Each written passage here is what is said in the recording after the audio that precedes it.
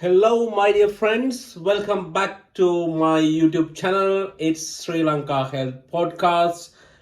This is the same video series we are talking about chest pain. This video is directly related to my previous video, which I have discussed about pulmonary embolism, that is clot in the lung. What is a clot in the lung? I have explained it mentioning about pulmonary embolism. Pulmonary embolism equal to the clot in the lung. In this video, think in that way. Then clot in the lung is clogging of an artery where the artery is connecting the right side of the heart to the lungs, which is called pulmonary artery. When the pulmonary artery is obstructed by a blood clot, blood flow is limited and it can cause serious problems. Your blood pressure can go down, your conscious level can go down, you can develop chest pain, shortness of breath. Depending on severity, different symptoms can occur. The symptoms and early stages are shortness of breath at exertion or at rest, chest pain upon inspiration or expiration, that means chest pain upon breathing. So, how to prevent pulmonary embolism?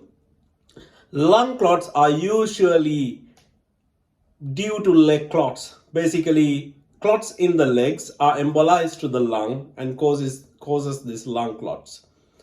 That means clots in the legs get dislodged, and then it transported through the veins to the right side of the heart and then clog the pulmonary arteries, which cause these clots in the legs. Basically, that means we have to prevent clot in the legs to prevent clots in the lungs.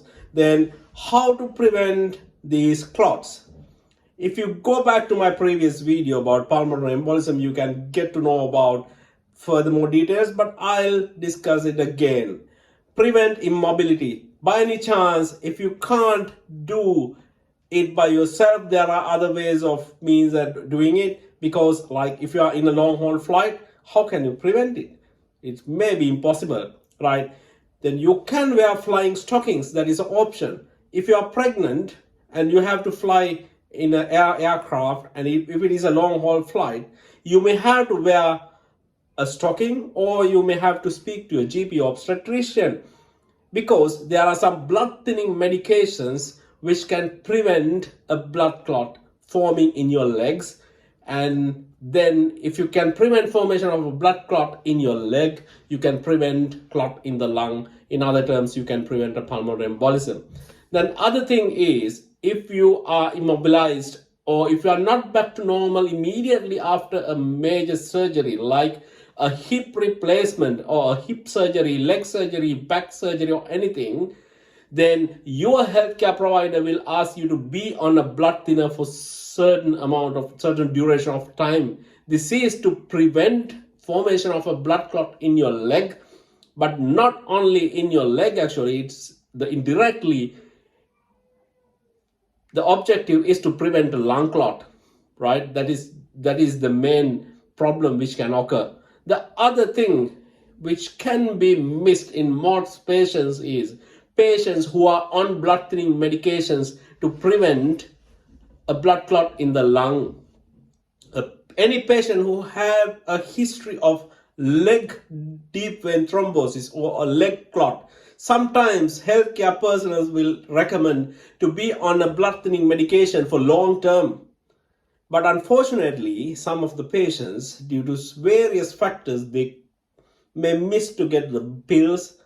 And in that case, the leg clots can reoccur and it can dislodge and it can cause a pulmonary embolism. Therefore, if you are on a blood thinner for a deep vein thrombosis, or in other terms, if you are on a blood thinner for a leg clot, and try not to deviate from the treatment and try to be adhered to treatment, because the purpose of giving the blood thinning medication is not only to prevent a leg clot. You may think that leg clot is not fatal, but it is, because if it recurs, if it gets dislodged, and if it goes to your lungs, and you may not have time to speak to your healthcare provider, because it can be fatal immediately. Therefore, Prevention is better than treatment.